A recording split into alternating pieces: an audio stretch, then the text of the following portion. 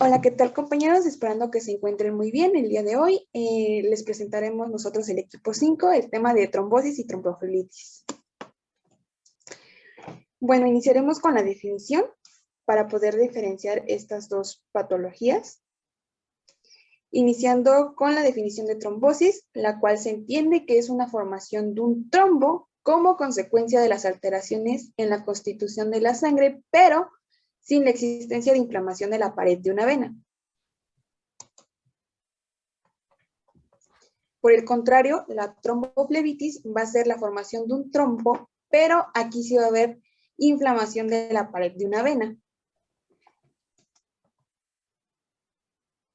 En cuanto a su epidemiología, tenemos que suele presentarse más en mujeres, alrededor del 55 y 70% de los casos, sobre todo en mayores de 60 años. La obesidad suele ser un factor predisponente a estas patologías en un 20%. También otros factores de riesgo que nos la pueden propiciar es la presencia de varices, la enfermedad tromboembólica previa, intervenciones quirúrgicas recientes, alguna cardiopatía, el embarazo, algún paciente que esté en un reposo prolongado y bien la terapia hormonal.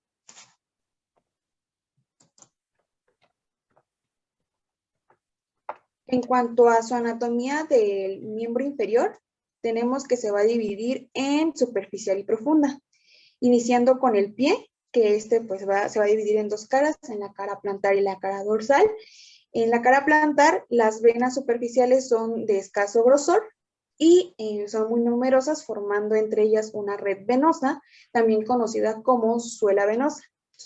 Y aquí, las venas que se encuentran a la periferia suelen ser un poco más anchas y distanciadas, mientras que al dirigirse hacia los pliegues interdigitales se empiezan a hacer un poquito más convergentes.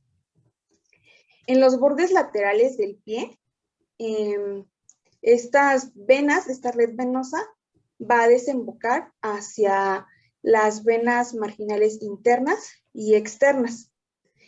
Por otro lado, en lo que es en la parte del talón, esta red venosa va a ser ascendente hacia lo que es el talón de Aquiles y va a continuar con la red superficial venosa de la pierna. Okay. En la cara dorsal, tenemos que las venas de esta cara van a dar origen a lo que es el arco dorsal, donde aquí vemos una parte que es un poco convexa. Aquí se van a recibir las venas dorsales de los dedos y las venas plantares.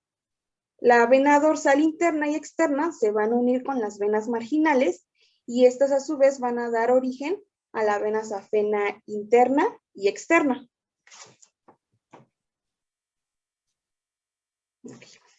Continuando con la vena safena externa, tenemos que esta se va a deslizar por el maleolo externo del talón de Aquiles y va a alcanzar toda lo que es la línea media de la cara posterior de la pierna y después va a atravesar el hueco popliteo. Una vez que lo atraviesa, llega como tal a la vena poplitea y las ramas generan unas ramas en su trayecto que se van a anastomosar con lo que es la safena interna.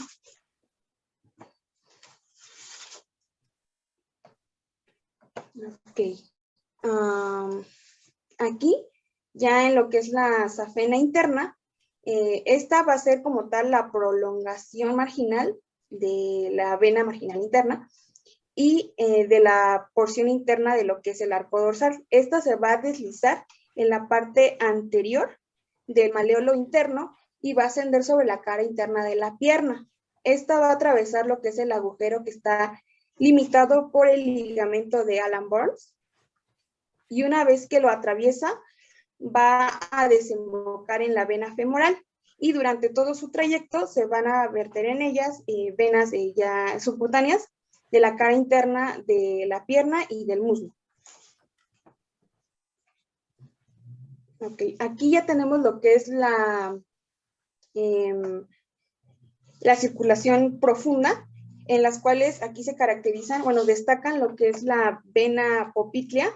Entre ellas, vemos que detrás de ella y por fuera de la arteria poplítea también, se va a encontrar también por delante del nervio ciático. Esta va a tener su origen como tal en lo que es el anillo del sóleo, por la confluencia que hace con los troncos tibioperoneos y de los tibiales anteriores.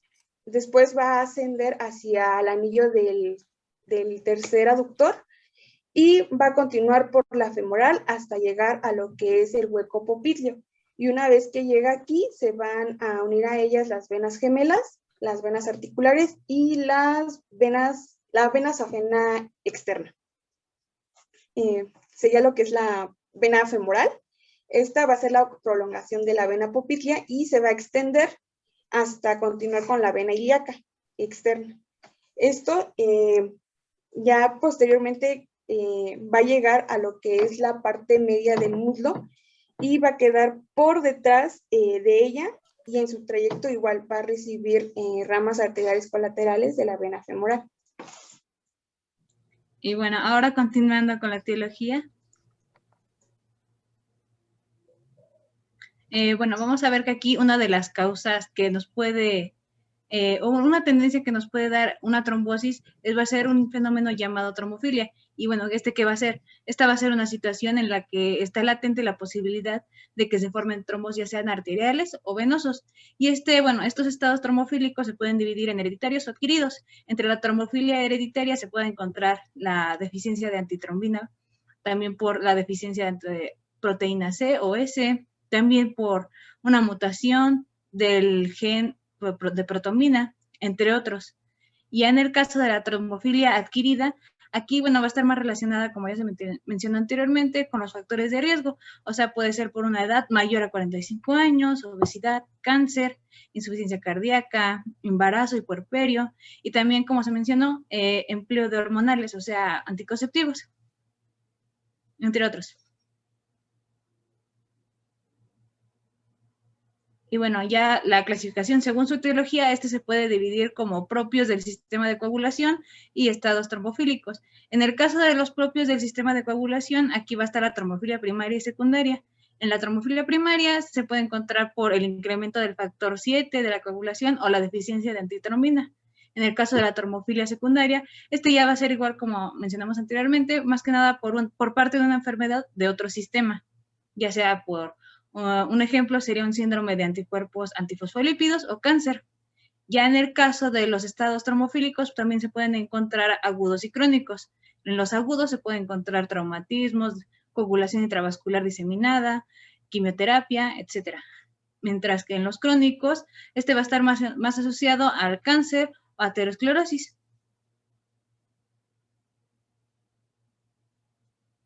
Y bueno, ya como tal aquí la etiología de la tromboflebitis, como lo mencionamos anteriormente, va a ser más que nada por una trombofilia adquirida, o sea que va a estar más relacionada a ya enfermedades. Por ejemplo, la enfermedad venosa crónica, procedimientos venosos, trombosis venosa profunda o superficial, afectación de la pared venosa, enfermedad neoplásica, entre otras enfermedades, nos puede dar una tromboflebitis.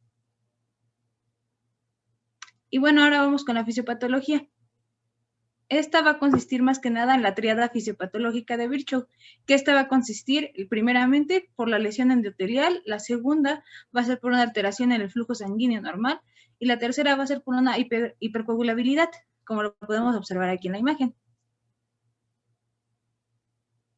Y bueno, vamos a empezar primero por la lesión endotelial. La formación del trombo puede ser tanto en el corazón como en la circulación arterial. Y bueno, ¿qué va a pasar aquí? Va a haber una pérdida física del endotelio que nos va a hacer que haya una exposición de la matriz extracelular subendotelial. Y bueno, ¿qué va a pasar también? Pues va a haber una adhesión de plaquetas, liberación del factor tisular y una depresión local por prostaglandinas y por plasminógeno. Ya como segundo vamos a tener alteración en el flujo sanguíneo Y bueno, la turbulencia la va a causar una disfunción endotelial, como se mencionó anteriormente, y nos va a producir contracorrientes y estasis. En el caso, bueno, ya de que como ya tenemos la turbulencia y la estasis, nos va a alterar el flujo laminar, y esto va a hacer que junte las plaquetas al contacto del endotelio. ¿Y pues qué nos va a evitar? Pues la dilución de los factores de coagulación de la sangre, y lo que va a retrasar que el flujo de los inhibidores del factor de coagulación estén ahí. Y pues nos va a formar un trombos y la activación celular endotelial, y nos va a predisponer a la trombosis local, adhesión leucocitaria y afectación celular del endotelio. Ya casi por último, la hipercoagulabilidad, que esta va a ser más que nada la alteración de las vías de coagulación que predisponen a una trombosis, y van a encontrarse las causas primarias y secundarias, que igual como se mencionó anteriormente, va a ser por mutaciones, en este caso del factor 2 o 5, deficiencia de la proteína C, entre otras. En el caso de las causas secundarias va a ser por una inmovilización prolongada, infarto agudo al miocardio, fibrilación auricular, daño tisular, entre otras. Y bueno, ya por último, bueno, casi por último, vamos a encontrar que en las arterias la sangre circula a una gran velocidad y a una muy alta presión, por lo que vamos aquí a dividir en este caso los trombos arteriales y los trombos venosos. En el caso de los trombos arteriales, estos se van a formar en vasos que tienen una placa ateromatosa o en una zona de turbulencia, como podemos observar en una bifurcación de las arterias. Aquí lo podemos observar en la imagen. Y bueno, debido a este entorno hemodinámico, el trombo arterial se forma de plaquetas con una malla de fibrina, lo que nos va a formar lo mejor conocido, un trombo blanco. Ya en el caso del trombo venoso, este se va a generar, a diferencia del trombo arterial, este se va a generar en vasos donde la velocidad y la presión de la sangre es más baja. Y un gran ejemplo podemos ver aquí, que es en las piernas. Y bueno, la enfermedad trombovenosa inicia en torno a las válvulas venosas, en las que hay turbulencia de la sangre, y nos va a disminuir la velocidad del flujo sanguíneo, y va a haber cambios en el sistema de coagulación, lo que nos va a hacer por último que haya una caída de los anticoagulantes y de la fibrinólisis. Y ya en la fisiopatología de la tromboflebitis, esta recordemos que, como se nos mencionó, es la inflamación de las venas localizadas encima de la fascia, y esto va a estar acompañado por un proceso trombótico. ¿Esto a qué se va a deber? Recordemos que va a ser por los factores de riesgo. Sumado a esto va a estar también ya la triada de Virchow, que es la estasis venosa, daño endotelial, hipercoagulabilidad. Esto nos va a formar la tromboflebitis. Y bueno, un claro ejemplo tenemos la inflamación venosa varicosa, que se va a presentar en más del 90% de la tromboflebitis superficial. Y bueno, va a afectar más a la vena safena magna y menor a la vena safena parva. Y nos va a producir una congestión venosa y cambios en la pared de la vena. Y nos va a producir una trombosis. También nos va a provocar una inflamación vascular. Ahora vamos a pasar con lo que son las manifestaciones clínicas, tanto de la trombosis como de la tromboflebitis. Y bueno, es importante destacar que lo que son las manifestaciones clínicas de la trombosis pueden ser divididas dependiendo de su periodo de aparición. Estas pueden ser tanto agudas como de aparición lenta. Las agudas pueden ser espontáneas y estas tienen un gran cortejo sintomático o una gran variedad de síntomas que pueden presentar. También pueden ser de tipo larvadas, lentas y que estén asociadas con otras manifestaciones clínicas, y el problema de esto es que pueden generar confusión con alguna otra patología. Lo que son los síntomas están generados principalmente porque, como ya lo explicó mi compañera, el mecanismo fisiopatológico va a generar que haya una disminución de flujo sanguíneo a causa del bloqueo de este vaso. Entonces, la intensidad y la localización donde se encuentren los síntomas va a variar mucho de la zona o la topografía. Y bueno, es importante saber que las manifestaciones clínicas más frecuentes son la aparición del edema, la distensión de la extremidad en cuanto a su diámetro y la presencia de un dolor. Y bueno, lo que son los trombos sabemos que pueden estar en cualquier vena del organismo, no hay como alguna en específico, pero con mucho más frecuencia afectan lo que son las extremidades inferiores. No quiere decir que sean las únicas, como ya les repetí, puede afectar a cualquier tipo. De ahí puede afectar venas viscerales, venas del cuello, venas que estén en el tórax o incluso en los brazos. Entonces el esquema que se ve aquí abajo representa las regiones donde se puede generar un trombo y la denominación que se le dará.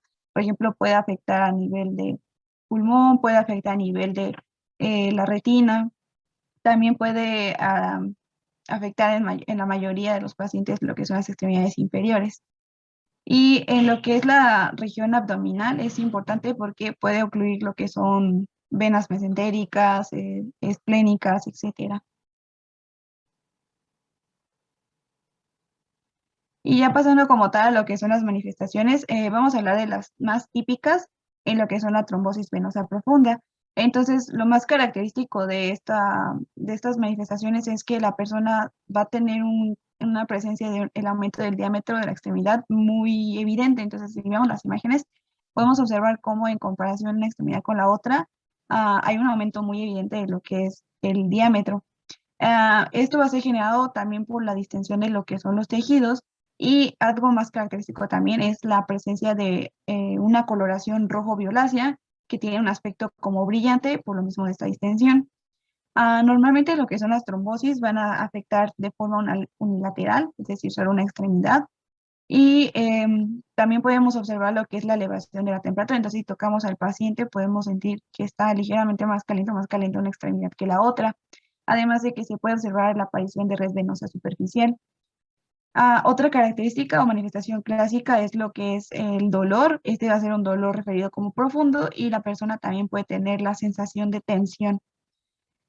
Todas estas afectaciones de la extremidad van a generar que la persona no pueda caminar bien o tenga dificultad en la deambulación. Entonces puede ser un tipo de marcha de claudicación o afectación en la marcha en sí. Ahora vamos a hablar acerca de una manifestación de la trombosis venosa, pero es una manifestación grave. Esta es denominada flegmasia albans dolens. Y bueno, esta es generada principalmente porque hay un espasmo arterial secundario al bloqueo que se generó de la vena. Entonces, lo que sucede aquí es que como se ocluyó el vaso, va a generar una deficiencia en la irrigación y este va a colapsar. Colapso lo que es también es el lecho venoso capilar. Entonces, como ya no hay nada que en sí pueda irrigar, va a generarse lo que es la isquemia en la extremidad del paciente y esto pues va a afectar totalmente la irrigación. Aquí es importante destacar que está muy asociada con lo que son enfermedades neoplásicas y tiene o puede tener una alta mortalidad. La clínica aquí es como un poco lo contrario a lo que les había mencionado. Acá va a haber edema mayor al que se podría presentar con una trombosis venosa profunda, además de que aquí la coloración de la extremidad tiende a ser una palidez y al tocar la extremidad vamos a sentir que está fría y esto pues a consecuencia de la falta de irrigación. Y es importante que aquí puede presentarse lo que es gangrena venosa de la extremidad, entonces es sumamente peligrosa.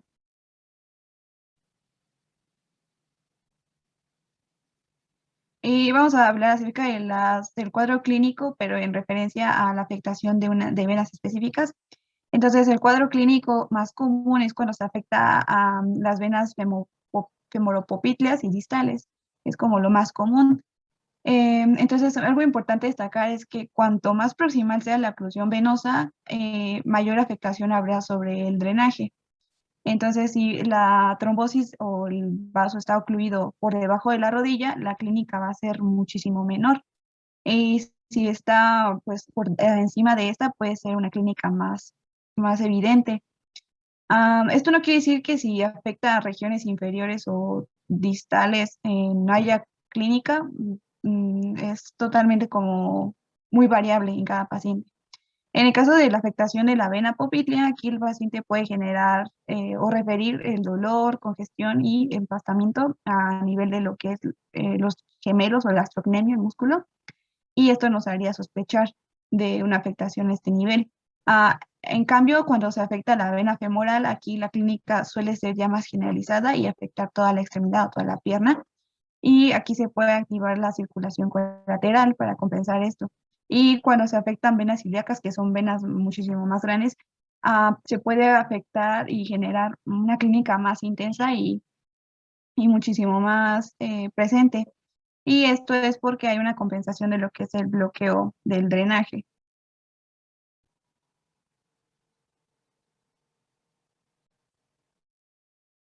Y ahora vamos a hablar acerca de algunos síndromes que están asociados con dificultad en cuanto al drenaje. Y bueno, el primero que vamos a hablar es el síndrome de Mike-Turner o el síndrome de Cocket. Y este normalmente se presenta porque afecta lo que es la región iliofemoral, sobre todo a nivel izquierdo. Normalmente afecta a pacientes jóvenes, que serían pacientes, en este caso referimos jóvenes como menores de 50 años, y aquí lo que sucede es que se genera un pinzamiento o se aplasta lo que es la vena ilíaca común izquierda, porque la vértebra lumbar, la quinta vértebra lumbar, junto con la vena, junto con la arteria ilíaca común, van a generar el aplastamiento de esta vena ilíaca común. Entonces, esto va a hacer que la que sangre pues no pueda regresar bien adecuadamente. Hay un entencimiento de lo que es el retorno venoso y por ende también hay un bloqueo del drenaje. La clínica pues es muy aguda en los pacientes.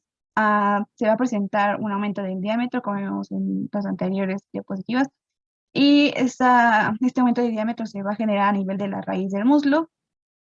Y bueno, el tratamiento para estos casos es pues intentar abrir o quitar esta oclusión con el uso de un stent. Otro síndrome es el síndrome de Payet y aquí está relacionado con un problema en cuanto al drenaje del nivel del estrecho torácico. Sobre todo los pacientes pueden referir la presencia de la clínica cuando están haciendo un ejercicio muy intenso. Entonces, para recordar lo que es el estrecho torácico, es una área que se localiza con confluencia en la cara posterior de lo que es la clavícula y la porción anterior de la primera costilla. Por detrás de esta vamos a encontrar lo que es el músculo escaleno. Y bueno, la trombosis que se presenta en este tipo de síndrome va a ser una trombosis asimétrica y con un edema en la extremidad, como podemos verlo en la fotografía. Y cuando empieza en estadios como incipientes, solamente se puede presentar lo que es hinchazón de la mano.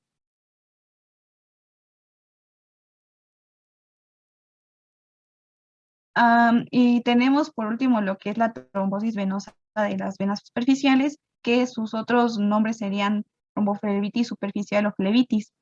Y bueno, este no era un tipo de trombosis venosa que antes se incluyera en este grupo, pero actualmente la bibliografía donde consulté dice que sí se está utilizando. Y aquí lo que sucede es que el trombo, en vez de afectar venas en el plano profundo, va a afectar a las que son de plano superficial, que sabemos que son venas que se van a encontrar por encima de los músculos, entre el tejido celular subcutáneo. Estas tienen una clínica más benigna o menos peligrosa y van a presentar inflamación local, enrojecimiento de la región donde está afectado el vaso, dolor a la palpación y también se pueden ver y palpar como tal los cordones venosos. Estos van a estar endurecidos y van a estar engrosados. También va a haber presencia de reacción perivenosa. Entonces, como vemos en la imagen, pues son imágenes que representan clínica de lo que sería la trombosis venosa de venas superficiales. Y bueno, es importante destacar que va a afectar más a las venas de pacientes que ya tengan varices como tal en las piernas o personas a nivel de la extremidad superior que hayan tenido manipulación, por ejemplo, por alguna punción. Ahora vamos a pasar con lo que es el diagnóstico. Y bueno, el diagnóstico en sí puede ser un poco complejo realizarlo solamente con las manifestaciones clínicas, porque como vimos, estas van a depender totalmente de la localización y de la intensidad que puedan tener. Es importante ver que debemos hacer un diagnóstico ordenado usando la historia clínica, la exploración física y ayudándonos con lo que son pruebas complementarias, que más adelante mencionaré. Entonces, en la historia clínica se buscarán antecedentes, patologías, etcétera, que pueden estar asociados con la generación de trombosis. En la exploración física vamos a realizar búsqueda de signos clínicos, que son estos que les coloqué aquí, son los que menciona la guía de práctica clínica. El primero sería realizar el signo de Homans. Entonces, se toma la pierna del paciente, se extiende y al pie se le va a realizar una dorsiflexión, como podemos ver en la imagen. Y aquí el paciente va a tener dolor cuando se haga esta maniobra, y esto nos haría sospechar de, pues, de que es positivo el signo. Otro signo es el signo de Holo, y bueno, aquí lo que se va a hacer es también extender lo que es la extremidad del paciente, y se va a presionar a nivel del músculo gastrocnemio, y el paciente referirá dolor. Si lo refiere, pues será positivo este signo.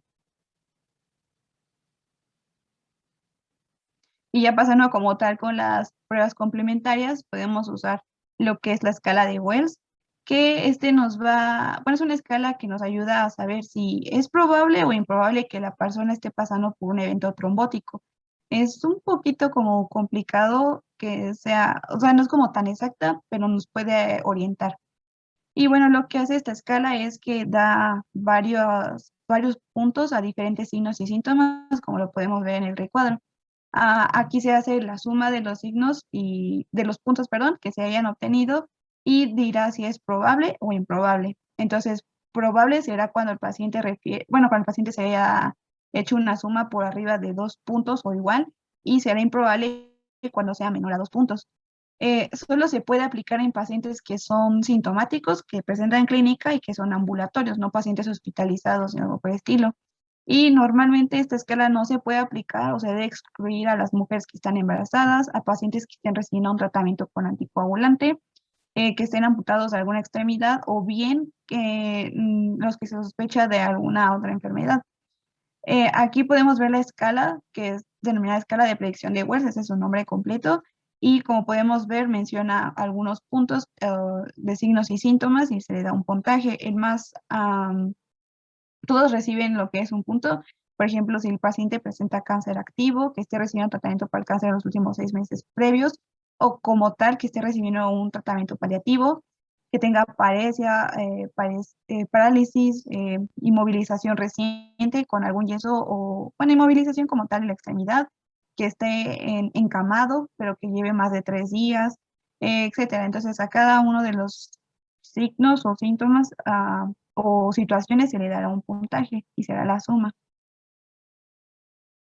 Otra prueba que se puede realizar como complementaria es la determinación de lo que es el dímero D, que hay que recordar que lo que es el dímero D es un producto que se obtiene de la degradación de lo que es la fibrina, sobre todo por la actuación de la plasmina, y nos va a ayudar a determinar para saber si hay un tipo de actividad trombótica en el organismo del paciente. Tiene tiene una sensibilidad muy alta, pero una especificidad baja. Entonces ayuda, pero en sí también puede como elevarse por otras situaciones. Como les decía, el dímero D puede elevarse, por ejemplo, por procesos infecciosos, por procesos postoperatorios inflamatorios, por traumatismos, y puede también incluso elevarse en el embarazo.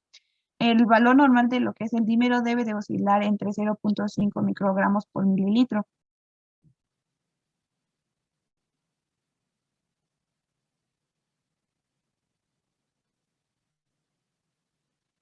Otro estudio que podemos realizar, pero este sería un estudio de imagen, es la exploración ecodoppler.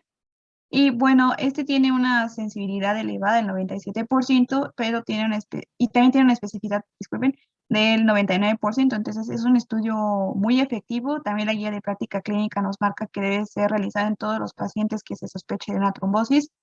Y bueno, aquí lo que se realizará es colocar lo que es una onda ecográfica en la piel del paciente a nivel de la región que se quiere explorar, buscando la vena. Y bueno, aquí se puede hacer lo que son maniobras de comprensibilidad para saber si hay ocupación o no del vaso. Bueno, entonces, cuando ya se está observando en el ultrasonido lo que es la vena, podemos ver si hay presencia de trombos o no. En el caso de trombos antiguos, se van a ver trombos de tipo ecogénicos, es decir, que se pueden observar con muchísimo más coloración oscura, y se van a ver en este caso más grises como la intensidad. En cambio, si son trombos muy recientes, estos van a ser ricos en suero y en plasma, entonces tienen poca ecogenicidad. Por lo tanto, es difícil que se puedan observar en lo que es el ultrasonido. Sin embargo, si se hacen maniobras de comprensibilidad, podríamos observar que el vaso está ocupado y nos haría sospechar de que ahí está el trombo. Entonces, en la imagen que podemos observar, se ve muy claramente en la D cómo se ve ahí algo más ecogénico ocupando como el vaso. Y bueno, la nitidez de la imagen que se va a observar pues varía mucho dependiendo del vaso, si es muy profundo, etcétera, la cantidad de tejido adiposo que tenga el paciente y que nos puede impedir un poco ver con detenimiento e incluso pues el aparato que se está utilizando.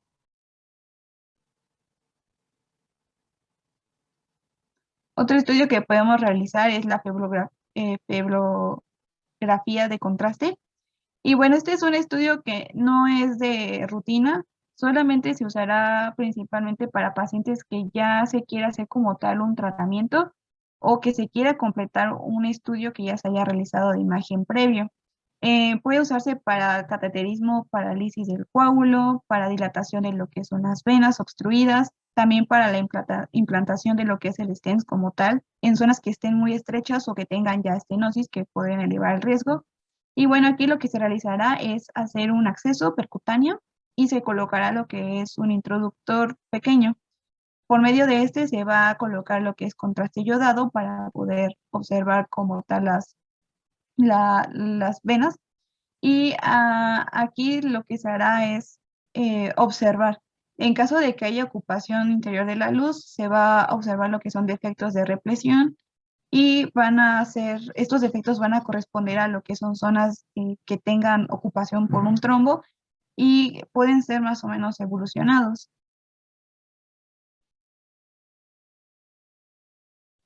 Y por último, tenemos estudios de imagen muchísimo más específicos, como es la tomografía computarizada o TAC y la resonancia magnética.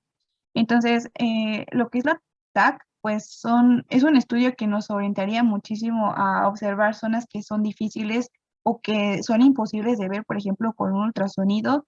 Y también nos ayudaría a ver con muchísimo más detenimiento como tal el vaso y las zonas o estructuras que están a su alrededor. Sin embargo, pues no es un estudio que se use de rutina y necesita el uso de contraste yodado y tiene ciertas desventajas. Por ejemplo, no es tan accesible, tiene un costo elevado y el índice de radiación pues es muy elevado comparándolo, por ejemplo, con un ecodoppler que ni siquiera lo usa. Además de que no todos los hospitales pues cuentan con un tomógrafo. También lo que es la resonancia magnética nos ofrecería información muy específica de las estructuras que se encuentran alrededor del vaso y del vaso como tal. También tiene otras desventajas, no es tan accesible, se necesita lo que es la administración de gadolinio y tiene poca accesibilidad y es costoso. No es tan utilizado entre el TAC y la resonancia magnética, la resonancia sería la menos utilizada.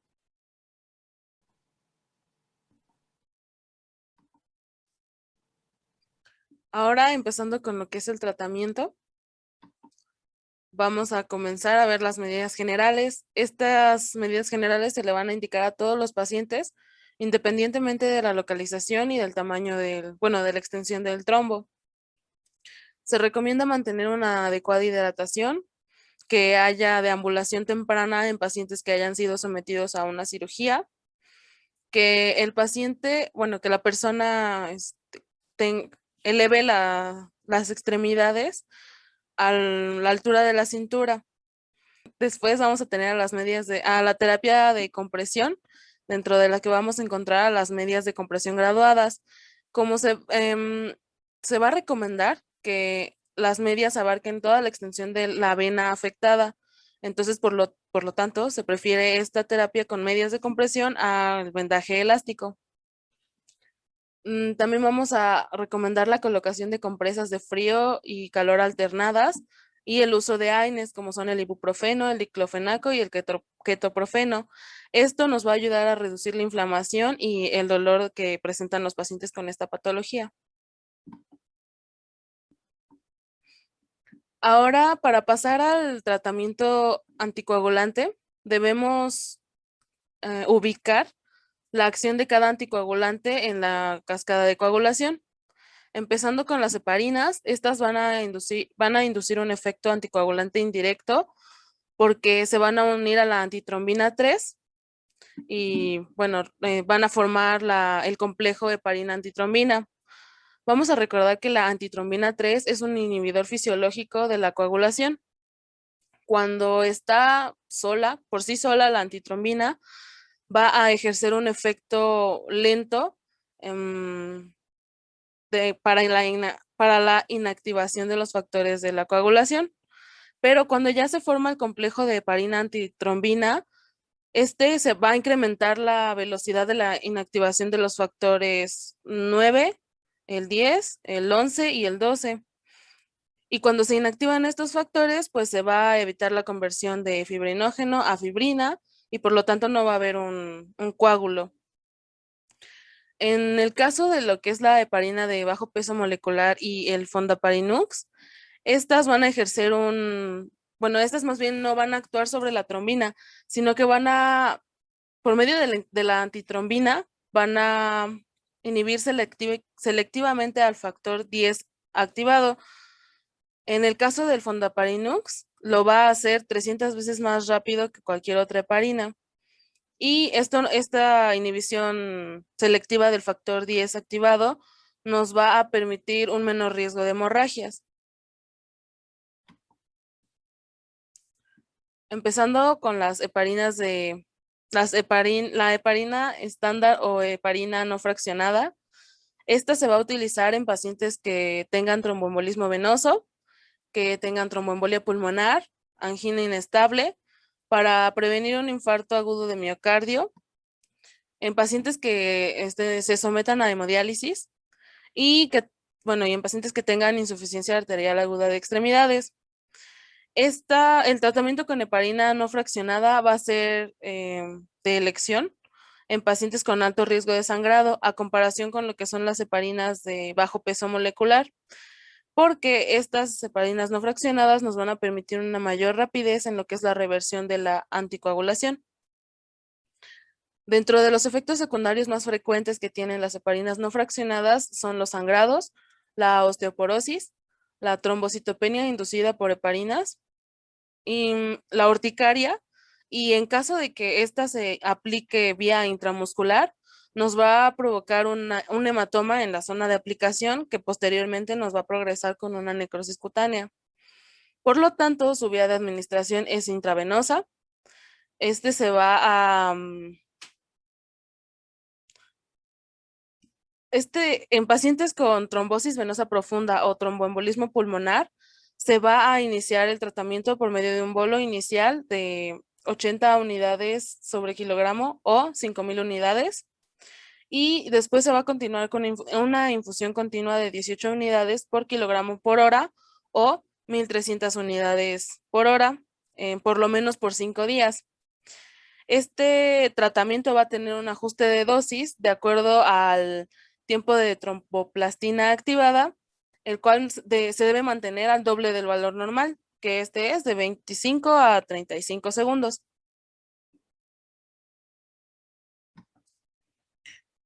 Pasando ahora con lo que son las heparinas de bajo peso molecular. Estas, aunque entre sus efectos adversos también se va a encontrar la trombocitopenia y la osteoporosis, va a tener una menor incidencia a comparación de lo que es la heparina no fraccionada. Este va a ser un fármaco seguro en el embarazo porque no va a atravesar la barrera placentaria y se debe tener una monitorización en en pacientes que tengan una insuficiencia renal crónica, porque su eliminación va a ser renal, en pacientes embarazadas y en pacientes con peso desviado de la media, muy alejado de la media, ya sea que esté muy alto o que esté muy bajo. Los usos de esta heparina de bajo peso molecular, pues son en el tromboembolismo venoso, ya sea en la profilaxis primaria y en el tratamiento de la fase aguda.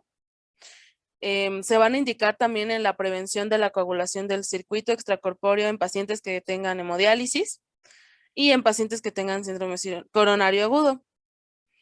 Esta heparina se va a aplicar por vía subcutánea y dentro de las que conocemos, de las más conocidas son la enoxaparina, la nadroparina y la dalteparina.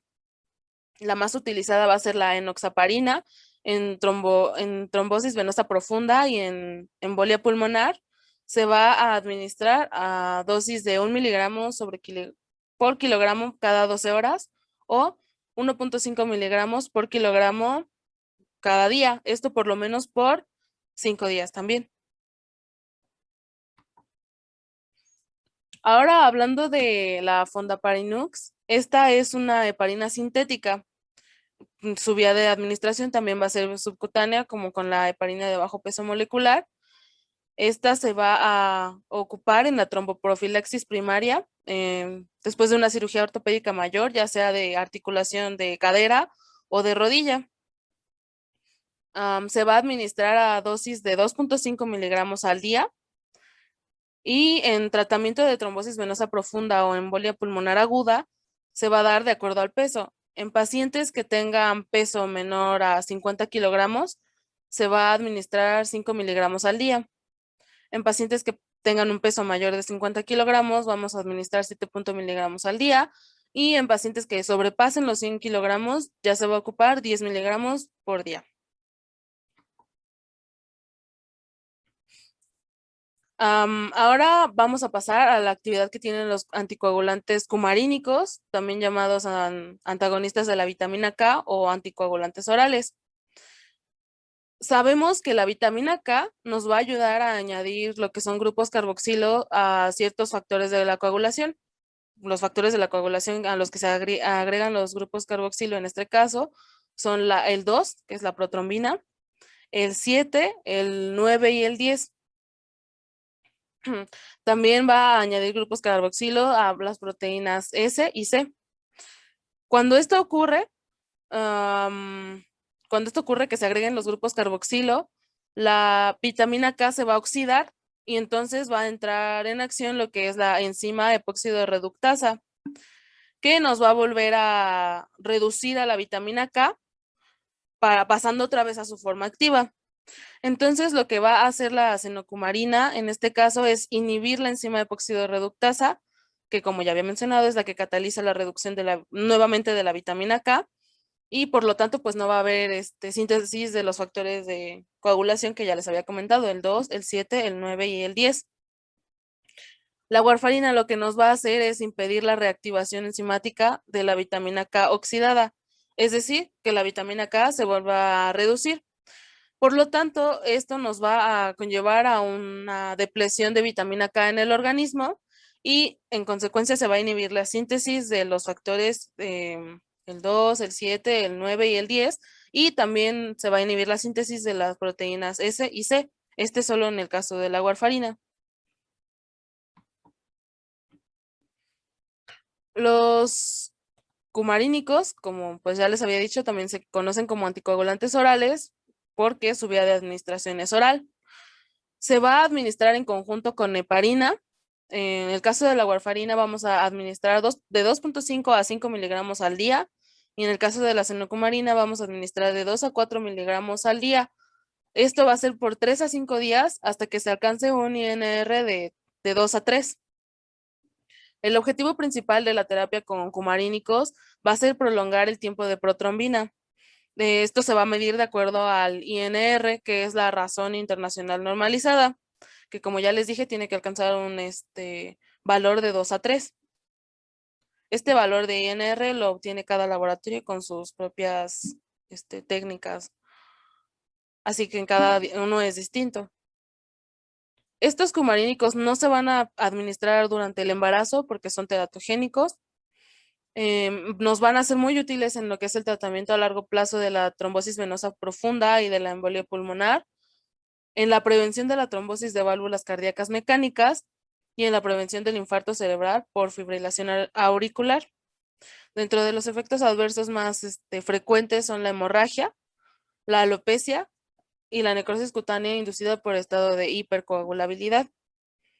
Los factores que van a aumentar el efecto anticoagulante y que pues este punto es muy importante son la administración de ciertos antibióticos, de salicilatos, de hipoglucemiantes orales, de ciertos corticoides, de algunos antihipertensivos y la ingesta de alcohol Por lo tanto, en cuanto al paciente se le indique una terapia con cumarínicos, se tiene que hacer hincapié en que debe de reducir, si no es que evitar por completo la ingesta de alcohol, porque se corre riesgo de que sufra una hemorragia.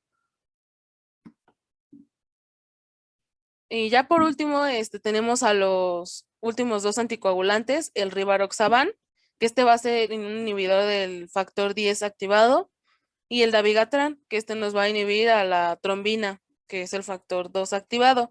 Por lo tanto, pues no va a haber conversión de fibrinógeno a fibrina y no se va a formar un coágulo. Estos dos fármacos anticoagulantes nos van a ayudar en la tromboprofilaxis en la cirugía de reemplazo articular de cadera o de rodilla. En el caso del rivaroxaban, se va a iniciar el tratamiento en un lapso de 6 a 10 horas después de la cirugía. Para el reemplazo total de rodilla se dan 10 miligramos al día por 14 días y en el reemplazo total de cadera se van a dar 10 miligramos al día, pero va a ser por 35 días. Y en el caso del dabigatran, lo vamos a administrar con una dosis inicial de 110 miligramos en un lapso de 1 a 4 horas después de la cirugía y posteriormente se van a dar 220 miligramos al día. En el caso del reemplazo total de rodilla va a ser por 14 días y en el reemplazo total de cadera va a ser en un periodo de 35 días. En su principal contraindicación, o más bien la única, va a ser que no se le puede administrar a pacientes que tengan una falla renal y que presenten una depuración de creatinina menor a 30 mililitros por minuto. Otra vez pasando al rivaroxaban, nos va a servir en el tratamiento de la trombosis venosa profunda aguda y más bien, y la vamos a ocupar cuando queremos tener un tratamiento prolongado y que no queramos, que no se necesite monitorizar. Se van a dar 15 miligramos vía oral 2 veces al día por 21 días o 20 miligramos una vez al día igual por 21 días. Y el dabigatran se va a dar después de 9 días del tratamiento con la heparina. Se van a dar 150 miligramos vía oral 2 veces al día. Ahora pasando a lo que es el tratamiento quirúrgico, vamos a tener 3 tipos de tratamiento. El primero va a ser la trombólisis, que va a ser una terapia fibrinolítica, en la que se va a utilizar la streptoquinasa, uroquinasa, alteplasa o el tenecteplase. Como ya dijimos, pues más bien como su nombre lo dice, nos va a acelerar la lisis del trombo y se va a utilizar en tromboembolia pulmonar aguda masiva, pero que tenga, la característica es que tenga una inestabilidad hemodinámica. Por lo tanto, pues sus indicaciones son en pacientes con alto riesgo de tromboembolia pulmonar, que tengan choque cardiogénico, hipertensión arterial persistente, y en pacientes que sí tengan estabilidad hemodinámica, se va a sugerir o se va a recomendar cuando tengan una disfunción ventricular derecha. Esta va a tener contraindicaciones que se van a dividir en absolutas y relativas. Dentro de las absolutas tenemos pues la neoplasia intracraneal, una enfermedad vascular cerebral y que tenga un sangrado activo. Bueno, esas son las más relevantes. Y en las relativas vamos a tener que el paciente haya tenido una enfermedad vascular cerebral, una cirugía o un trauma en el sistema nervioso central en los 2 meses previos, que haya tenido un sangrado importante en los últimos 2 meses, hipertensión mal controlada, una cirugía mayor en un lapso menor a 10 días, pacientes embarazadas, y pues aquí se enlistan las demás. El otro tratamiento va a ser una trombectomía venosa. Esta se va a utilizar para remover los trombos del segmento iliofemoral o las venas inferiores. Por lo tanto, nos va a prevenir lo que es la tromboembolia pulmonar y va a reducir la gravedad del síndrome postrombótico.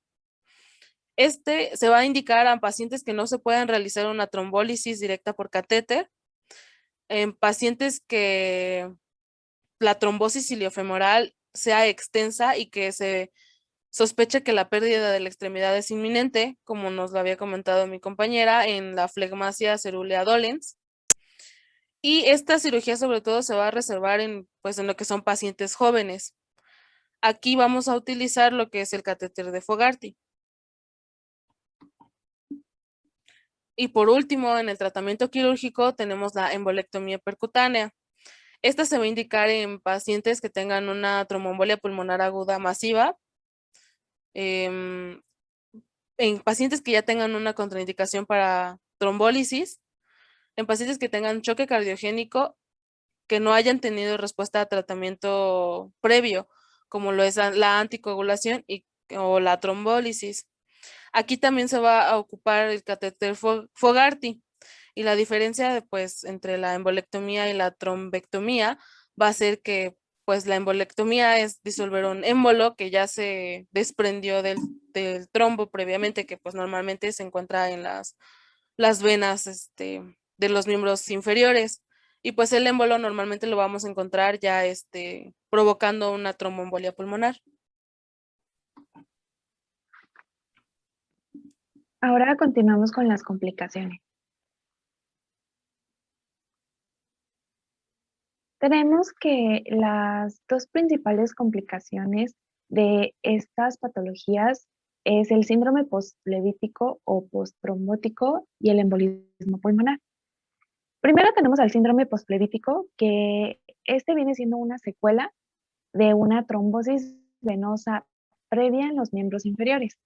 Y aquí su principal característica es que ya el paciente cursa con una insuficiencia venosa crónica tras previa recanalización, en la que el éstasis venoso juega un papel muy importante dentro de lo que es la patogenia de esta entidad. ¿Qué ocurre? Pues hay una lesión en las válvulas de las venas del sistema venoso profundo durante la inflamación y trombosis. ¿Cómo se explica esto? Bueno, con el siguiente esquema. Tenemos entonces que ocurre una trombosis venosa profunda de repetición, es decir, ya crónica como tal. Esto va a generar una respuesta inflamatoria, es decir, bueno, cuando el organismo como tal por sí solo elimina el trombo formado, las paredes endoteliales, o sea, las paredes de la vena ya no van a ser las mismas. Se van después del estado inflamatorio, van a progresar a lo que es fibrosis, una fibrosis. Entonces, va a generarse una incompetencia valvular y una hipertensión venosa, por lo mismo de que ya las válvulas no cumplen su función correctamente, entonces se genera un reflujo de la sangre. Y esto va a conllevar a lo que es el cuadro clínico de este síndrome, que esto se da porque aparte de que se afecta la macrocirculación, también se va afectada la microcirculación. Por eso se generan afectaciones epidérmicas, bueno, en la piel y atrofia. El paciente va a cursar con edema, flebectasias, hiperpigmentación y úlceras, ya sea que estén activas o cicatrizadas, tal y como se ve pues, en la imagen.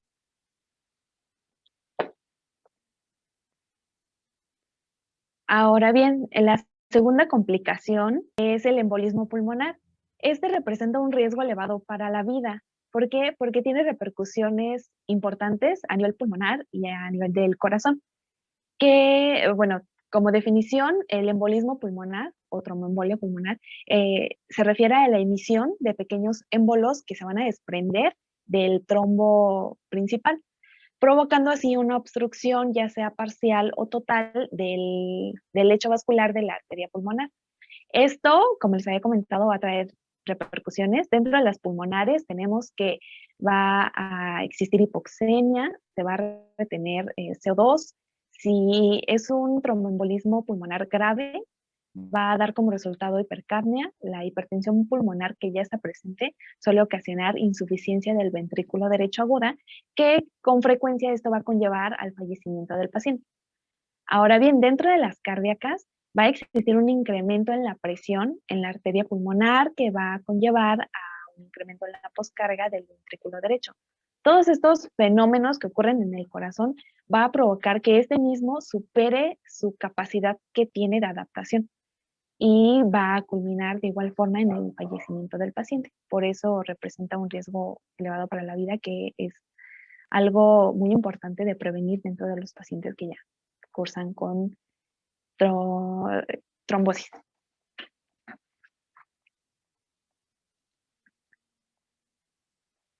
Ahora bien, dentro de la prevención, tenemos que, como primer punto, hay que evitar que el paciente desarrolle una insuficiencia venosa para que no sufra las complicaciones que esta misma trae, que es la trombosis y la tromboflebitis. ¿Qué se debe de recomendar al paciente? Que evite el sedentarismo o el ortostatismo.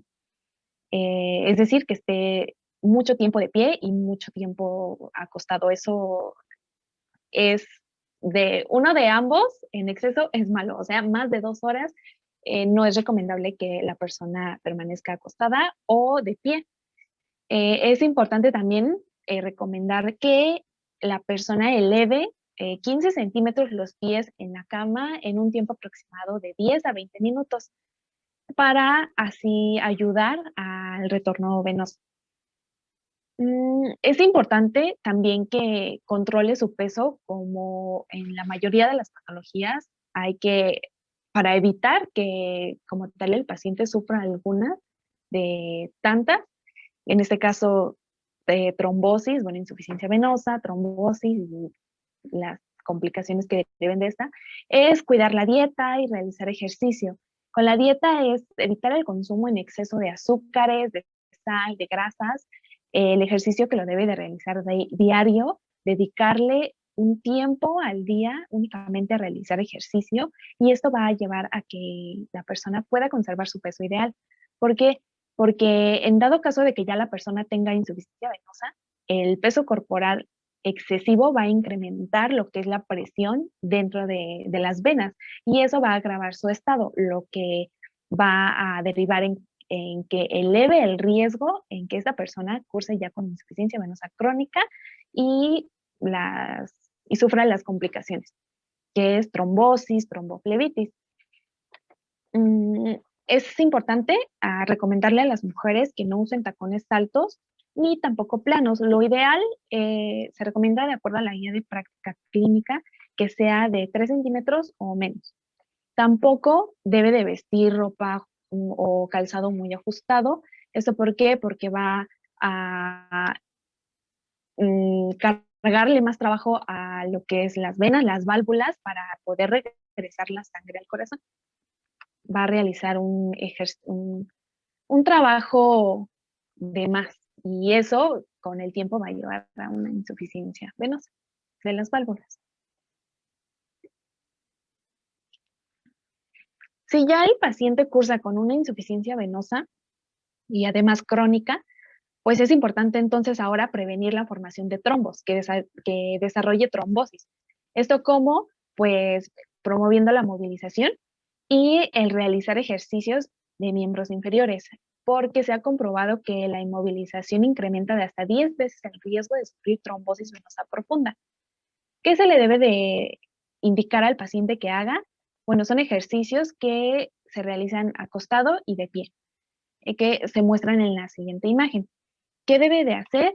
Debe de pedalear con energía en el aire sin tocar el piso de 15 a 20 veces, luego cruzar y descruzar como si fuera una tijera, también de 10 a 20 veces, caminar sobre los talones y luego de puntillas.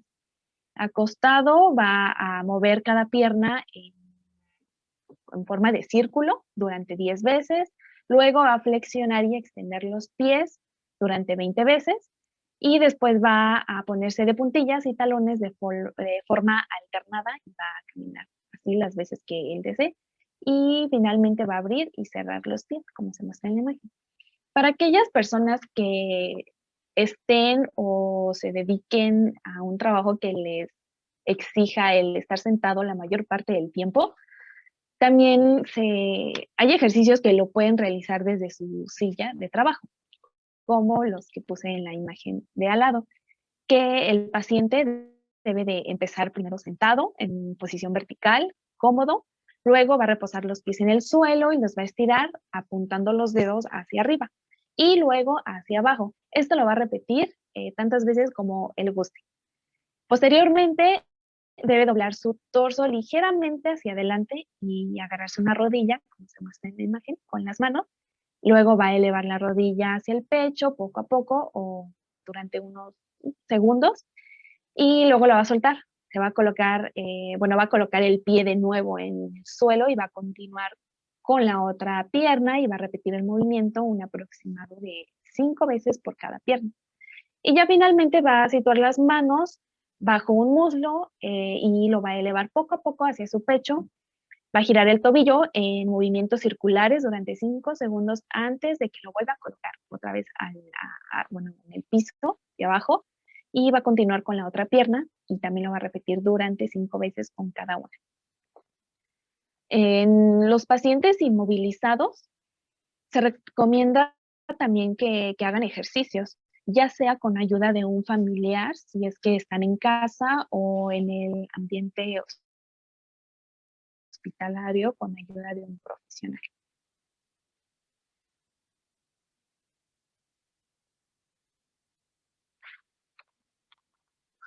Continuamos con la hidratación. Una persona debe estar correctamente hidratada porque a menor hidratación hay un incremento de la hemoconcentración y por lo tanto un incremento también de lo que es la viscosidad sanguínea. ¿A qué me refiero? A que si una persona cursa con cuadros de deshidratación, va a reducir el volumen sanguíneo circulante y va a aumentar la cantidad de células. Por eso se incrementa la viscosidad o densidad sanguínea. Y esto que va a conllevar a que se eleve de una forma importante el riesgo de sufrir o de formar trombos en los vasos sanguíneos y sufrir lo que es trombosis y sus complicaciones que ya mencioné.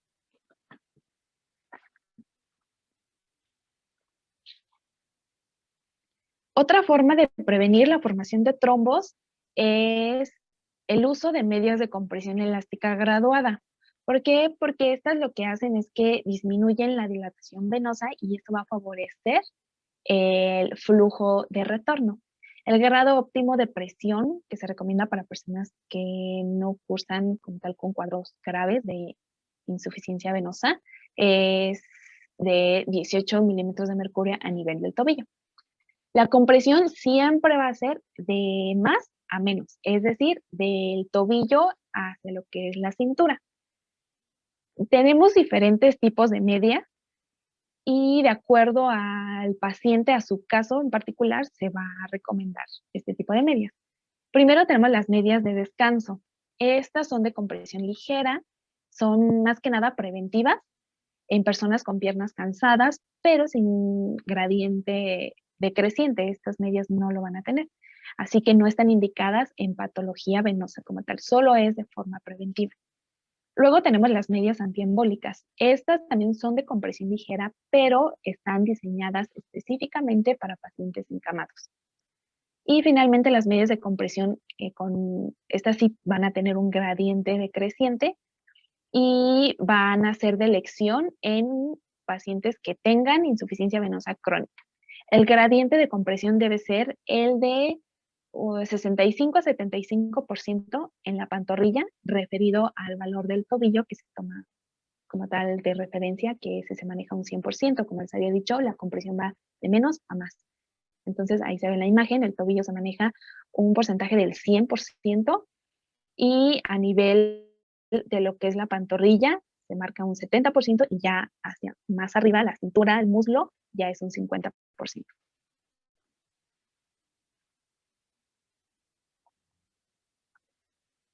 También se pueden clasificar las medias de compresión de acuerdo a su longitud. Es importante aclarar que las medias no van a cambiar con respecto al hombre y a la mujer, porque sabemos que estas son patologías que afectan a ambos sexos. Entonces, lo único que va a cambiar va a ser la forma de presentación, la forma en que se encuentren en el mercado para hombre y para la mujer, pero de ahí en fuera es lo mismo, la fuerza, la presión, la compresión es la misma y las longitudes de acuerdo a esta clasificación también. La primera es la media corta AD, que esta, como se ve en la imagen, llega hasta la parte baja de la rodilla. La media larga AF llega hasta el medio muslo. La media larga AG es hasta la raíz del muslo y se sujeta por una cinturilla. Y finalmente tenemos la pantimedia, que es como un pantalón, llega hasta la cintura y puede ser de una o dos piernas. Esta es la recomendable, ya que abarca, como nos habían comentado al principio en la exposición, todo el recorrido de la vena y por eso es de preferencia para los pacientes.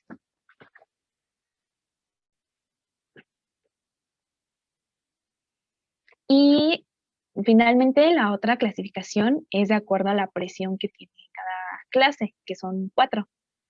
La primera clase maneja una presión de 18 a 21, la clase 2 o normal maneja de 22 a 29, la clase 3 de 30 a 40 y la clase 4 o muy fuerte es de 37 a 49.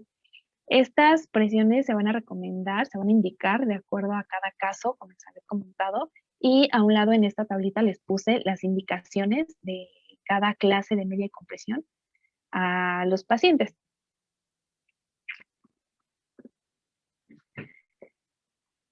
Y bueno, así como también hay indicaciones de estas medias de compresión, también existen contraindicaciones. Estas se van a dividir en absolutas y relativas. Dentro de las absolutas encontramos a la enfermedad arterial periférica grave, insuficiencia cardíaca descompensada, la artritis reumatoide aguda, si hay presencia de tejido necrótico, fluoritis séptica, celulitis aguda, solo durante la infección aguda, y deformidad extrema de la pierna. No se van a indicar tampoco si el paciente tiene trombosis venosa profunda, pero no ha iniciado tratamiento. O sea, me refiero a que durante las 2 primeras semanas, mientras se indica el tratamiento anticoagulante, no se van a indicar, sino una vez que ya se prescribe este tratamiento y el paciente lleva un mes tomándolo, ahora sí se le pueden indicar estas medidas y ya las puede usar. Y dentro de las relativas está la enfermedad arterial periférica, si el paciente tiene sensibilidad, ya sea aumentada o disminuida en las piernas, si también presenta reacciones alérgicas a los materiales de las medias de compresión, y si tiene una hipertensión arterial, pero si esta no está controlada.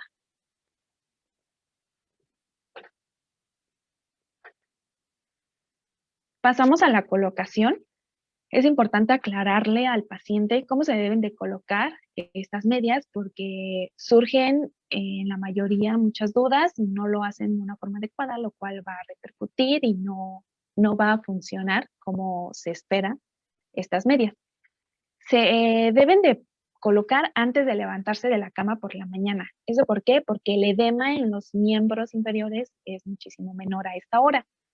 Pero si deciden hacerlo después del aseo personal o, bueno, el aseo matutino o en alguna otra hora del día, lo que debe de hacer es acostarse y va a tener las piernas en alto 5 o 10 minutos antes de ponerlas. Es importante que lo haga de una forma recta, deben de estar uniformes y no se deben de ver arrugas. Se deben de retirar por la noche. Su uso únicamente es en el día. Y se deben de cambiar de 3 a 6 meses después de usarlas. ¿Esto por qué? Pues para evitar que pierda su fuerza, su compresión. Y finalmente, otra forma preventiva de la formación de trombos es la compresión neumática intermitente. Esto se refiere a que existen dispositivos que lo que van a hacer es comprimir ya sea la pierna o el muslo, o sea, únicamente la pierna o el muslo, o incluso como se ve en esta imagen, ambos.